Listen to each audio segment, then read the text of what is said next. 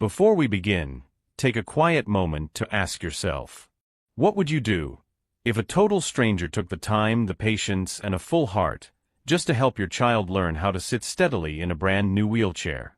Sometimes, it's not the grand gestures that change lives. It's the quiet ones. The ones no one expects, but no one forgets. If you believe that real kindness doesn't need a business card or a title, just a heart that's willing to pause and truly listen, then please give this video a like. And here we share stories that remind you, even the smallest moments can carry the greatest meaning. Today's story begins in a quiet corner of Oregon, where a waitress knelt beside a boy, and unknowingly, changed the way his father saw the world. It was a quiet Thursday afternoon in Bend, Oregon, the kind of town where strangers still smile at each other, and waitresses remember your coffee order after just one visit. The golden light of early fall filtered through the wide front windows of a small, family-run diner on the corner of Pine and 6th. The place hummed with quiet conversation, the gentle clinking of cutlery, and the occasional burst of laughter from a booth in the back. Nothing about this place seemed remarkable at first glance. But on that day, in that moment, something quietly extraordinary began to unfold. Nathan Kingsley, 58, walked through the diner door with the air of a man who didn't often pause. Tall, impeccably dressed in a navy wool coat and pressed slacks, he looked more like someone about to step into a board meeting than a neighborhood cafe. His face was composed, serious, not unfriendly, just focused, like someone who always had a dozen thoughts running silently behind his eyes. Trailing closely behind him was a boy, his son. 9-year-old Caleb Kingsley was small for his age, with sandy blonde hair that curled slightly at the ends, and a look in his eyes that shifted constantly between wonder and worry. He was seated in a brand-new motorized wheelchair, still shiny from the box it had come in just 2 days earlier. It was Caleb's first powered chair, custom-built for a child with mild cerebral palsy. And it was his first time using it in public. Nathan held the door open without a word, eyes scanning the room for a table that would be easy for Caleb to navigate toward. But the boy was already moving, slowly pushing the joystick forward with a trembling thumb. The chair jerked, then rolled ahead unevenly, one wheel bumping slightly against the frame of a nearby chair. A woman looked up, surprised, but said nothing. Caleb froze, his fingers retreating from the controls. He looked back at his father with a mix of guilt and panic. Nathan stepped forward instinctively, his lips parting to call his son's name, to take over, to fix it, but before he could speak, someone else appeared. She came from the opposite side of the room, a soft voice over the subtle clatter of dishes. "Hey there," she said gently, kneeling beside Caleb with a smile that reached her eyes. "That's a brand new ride, huh?" Caleb blinked, unsure. She didn't speak like a grown-up trying to be polite. There was no edge of pity in her tone, just curiosity, warmth, and something else, confidence. "I've seen one like that," she continued, glancing at the chair with practiced familiarity. "Takes a bit of practice, but once you get it down, you're the king of the road." Caleb's lips curled just slightly. "Wanna race me to the jukebox?" she added, pointing toward the retro machine near the far end of the diner. A beat passed. Then, without looking back at his father, Caleb placed his hand on the joystick again. This time, he pressed it gently forward. The wheelchair responded, turning slightly, then straightening out. He moved past a table. No bumps. No panic. Nathan stood still, one hand on the back of a booth, watching. The waitress matched Caleb's pace, walking backward, giving small tips with her hands. "You got it. Nice and slow. Keep your eyes ahead, not on the wheels. That's it." She didn't touch the chair. Didn't hover. She simply walked alongside him, encouraging him like an old friend teaching a new game. When they reached the jukebox, Caleb looked up at her with a grin, a real one. The kind his father hadn't seen in weeks. "I did it," he whispered. "You sure did," she said, and tapped the side of the machine. "You even beat me." Nathan exhaled. He hadn't realized he'd been holding his breath. He checked his phone, reflexively, then turned it face down on the table. For once, the call could wait. The woman, Haley Monroe, according to the name stitched neatly on her apron, walked back with Caleb to their booth. She knelt again to help adjust the chair's position so Caleb could slide up comfortably to the table. Then, without asking, she placed a small paper cup of water in front of him and looked at the boy. "You hungry, champ?" she asked. Caleb nodded. Nathan spoke for the first time. "He'll have pancakes. And orange juice." Haley nodded, her tone still light. "Coming right up." As she walked toward the kitchen, Caleb turned to his father and said, quietly but clearly, "Can we eat here, Dad?" Nathan looked down at his son. For all the money he had, for all the equipment and therapy and consultants, he'd never been able to make Caleb feel at ease in that chair. Not like this. Not like her. He gave a short nod. "Yes. We'll eat here." Nathan didn't sit down right away. He stood near the booth, one hand still resting lightly on the wooden backrest, as if uncertain whether to stay or simply watch from the edges of a moment that didn't need him. His phone vibrated in his coat pocket, twice, but he didn't reach for it. Not yet. Caleb was no longer fidgeting. His hands, so often curled inward with anxious energy, now rested calmly on the armrests of his wheelchair. His eyes followed the waitress, Haley, as she returned from the kitchen, balancing a tray of orange juice and silverware. She didn't speak to Nathan. In fact, she barely glanced his way. Her entire focus remained on the boy. "All right, champion," she said with a grin, sliding the tray gently onto the table without clatter. "Fuel is here." She placed the cup in front of Caleb, popped in a small, striped straw, and waited until he took the first sip. Then she sat across from him, not in a formal, rehearsed way, but comfortably, casually, like someone who wasn't afraid of silence. Like someone who had nowhere more important to be. Nathan eased himself into the booth slowly, trying not to disrupt whatever gentle rhythm had emerged between the two. For the next 15 minutes, Haley didn't wait tables. She didn't glance at the other booths or check her watch. Instead, she stayed with Caleb, right there in his moment of discovery. She asked simple questions about his chair. What color he would have picked if he had a choice. Whether he thought it could beat a robot in a race. Each question carried no weight, but together, they built something firm and safe around the boy, comfort. When Caleb tried backing the chair up and bumped lightly into the table leg, he winced and looked around in alarm. Nathan tensed, prepared to step in. But Haley just smiled. "Looks like your chair's got a stubborn streak," she said, patting the table gently. "Want me to show you a trick to straighten out?" Caleb nodded. She leaned forward, tapping the joystick lightly. Tiny nudges. Like you're tickling it, not pushing it.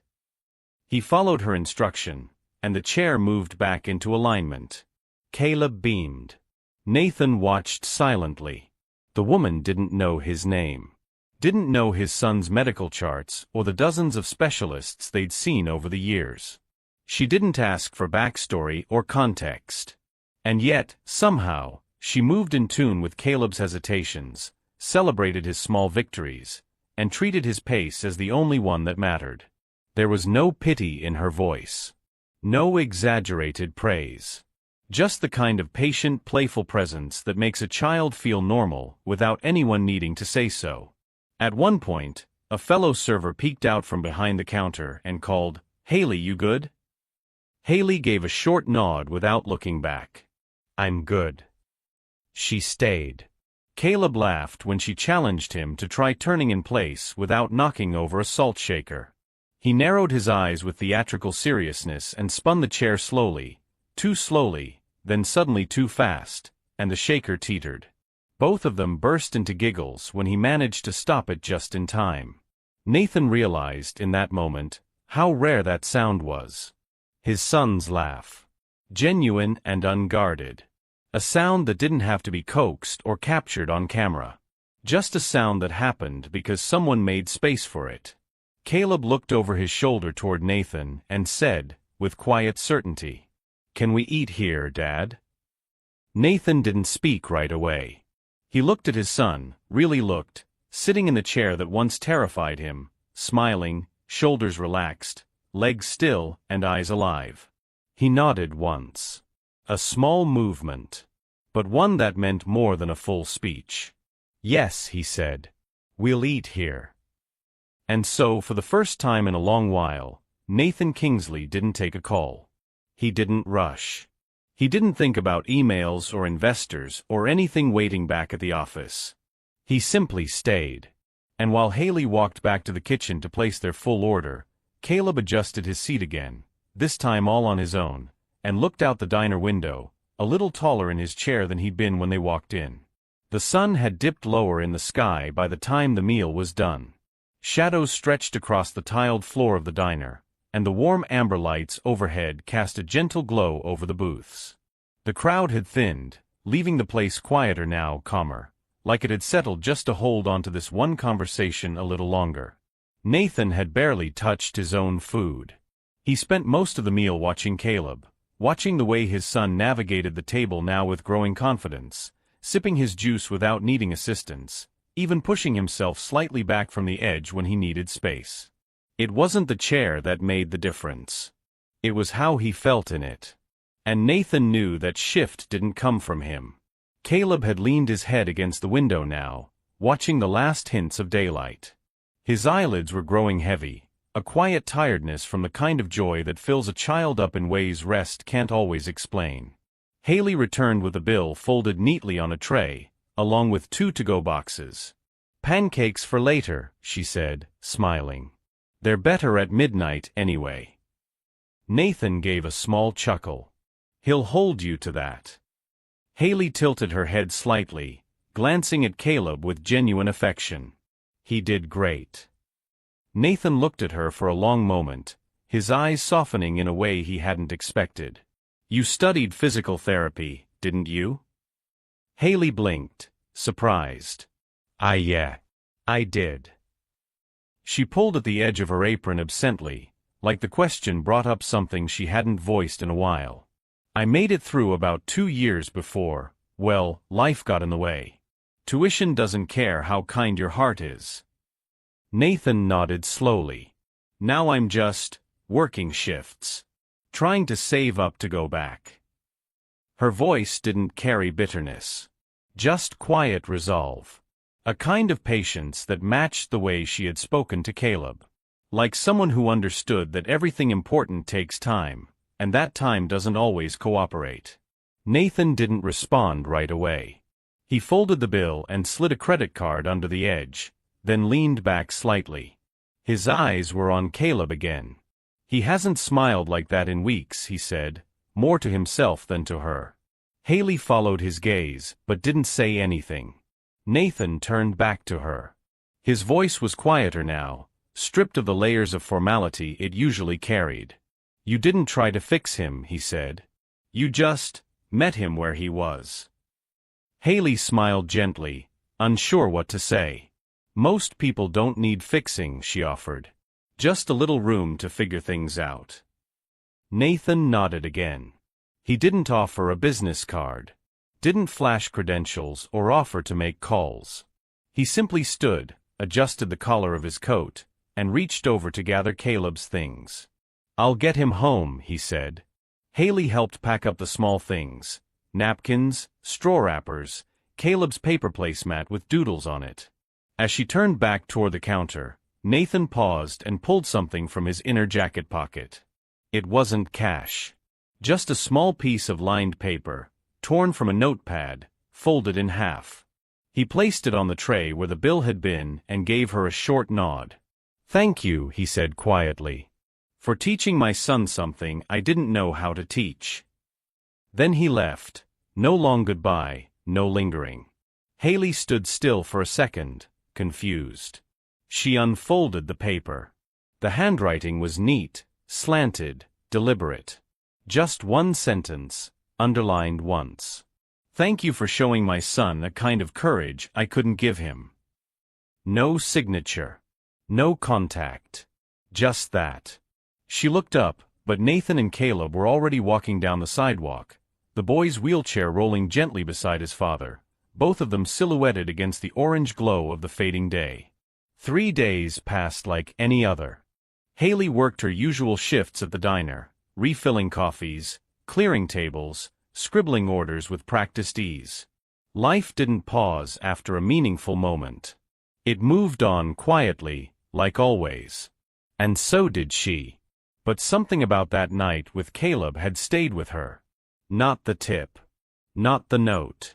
But the feeling, like she'd stepped briefly into someone else's world and left it just a little better than before.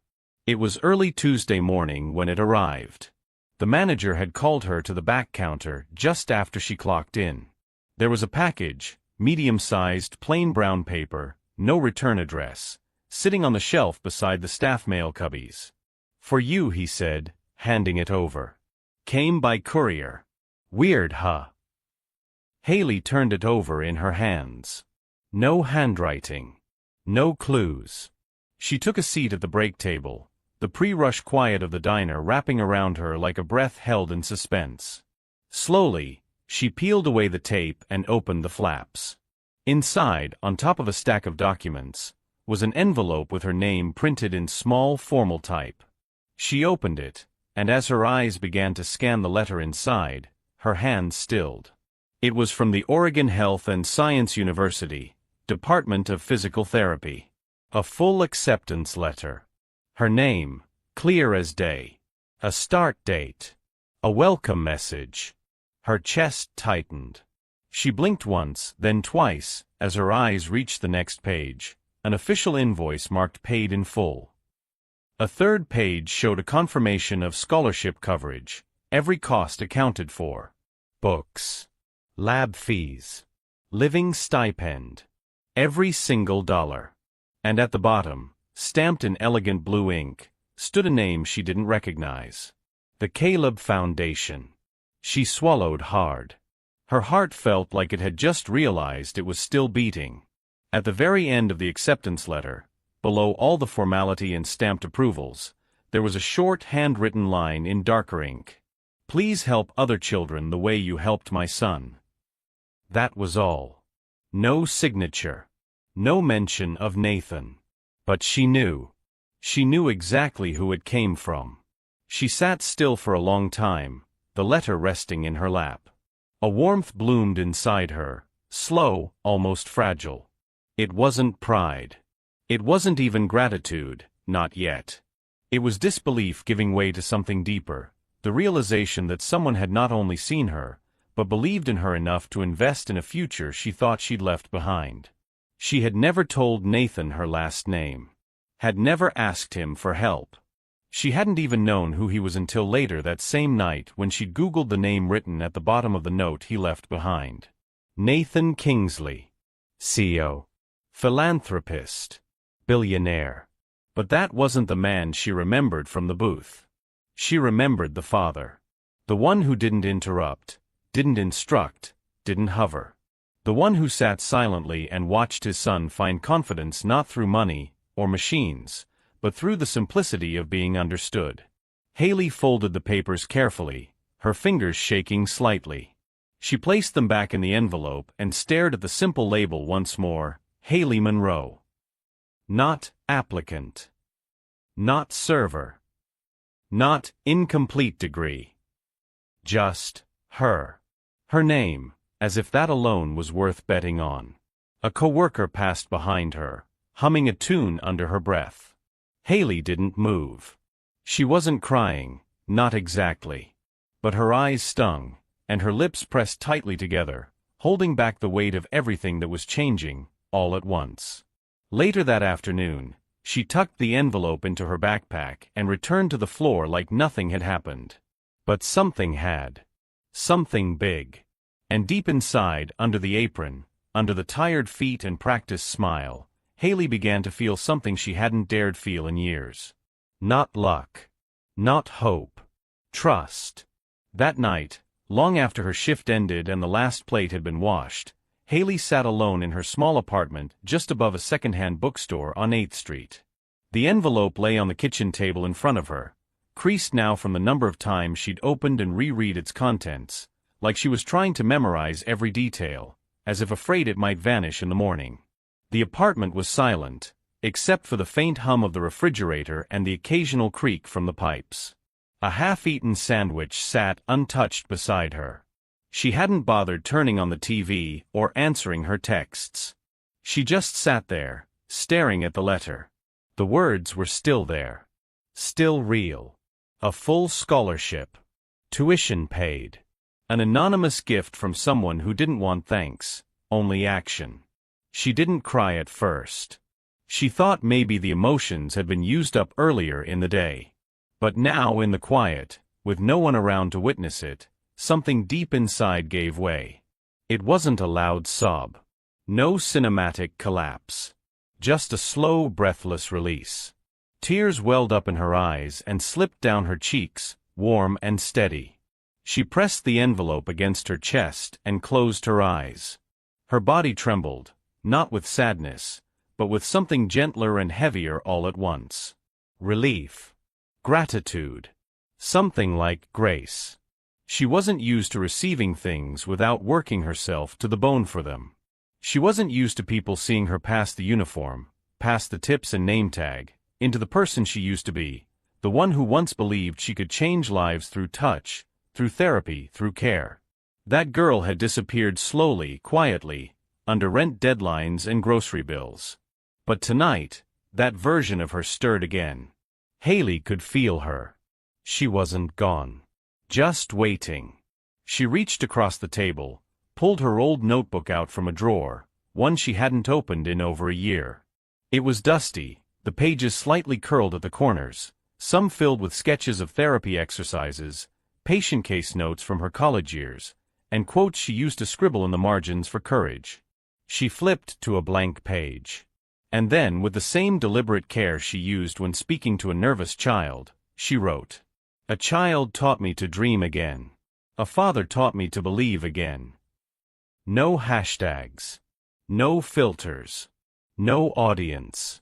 Just ink on paper. Just a promise to herself.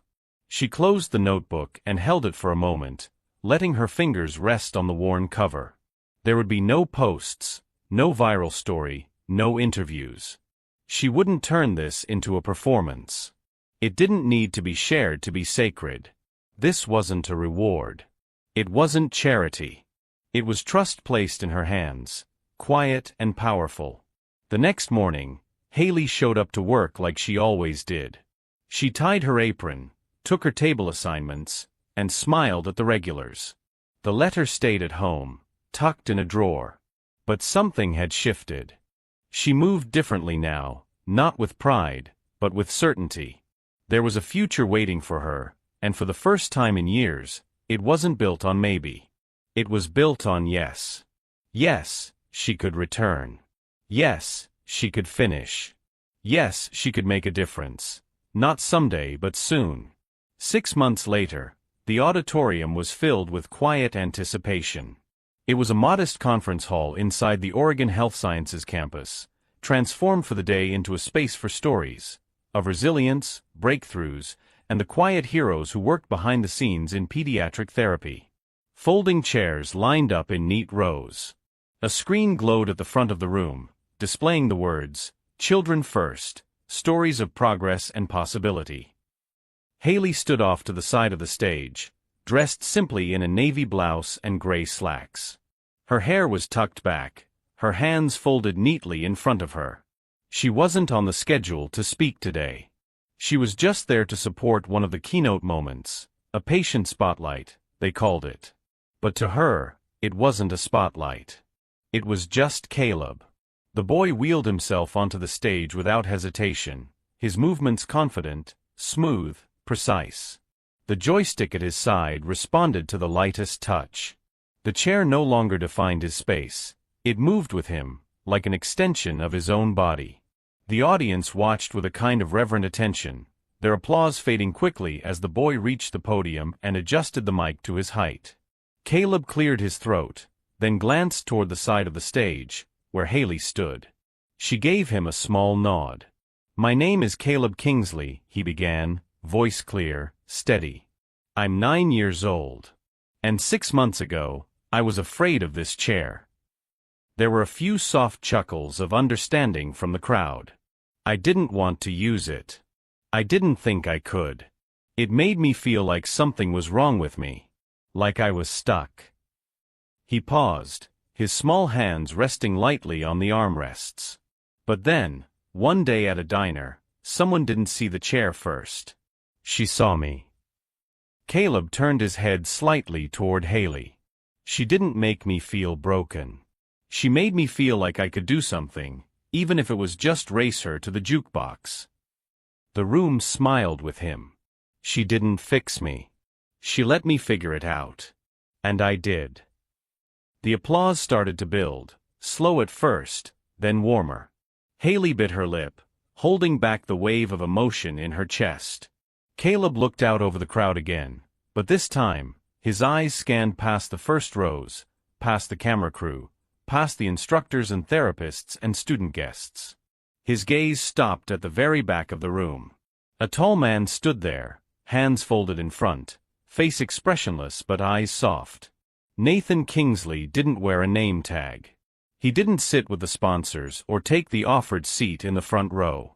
He stayed where he always did, in the background, quietly watching. Caleb raised his hand and pointed. Haley taught me to believe I could do something hard, he said. Then he paused, as if to gather something deeper. But my dad, he taught me to believe in someone else. A stillness filled the room. It wasn't shock, it was something heavier, something reverent. The kind of silence that comes not from absence, but from presence that demands to be felt. And then slowly, the audience rose to their feet. One row at a time, then all at once. Applause thundered through the auditorium. Haley blinked back tears, a hand rising instinctively to her mouth. Her other hand gripped the edge of the curtain. She didn't move toward the stage. She didn't wave. She just smiled, a smile pulled from the deepest, most vulnerable place in her heart. Nathan, still at the back of the room, gave a slight nod. He didn't smile. He didn't wave. He just lowered his head in acknowledgement, and in doing so, accepted something far greater than recognition, understanding. It was enough. Caleb grinned. His chair turned slowly, and he rolled back toward the wings of the stage, toward Haley, his mentor, his friend, the woman who once knelt beside him and whispered belief into the space where fear used to live. If you believe that even the smallest act, like helping a child turn a wheelchair, can change the course of a life, then leave a like.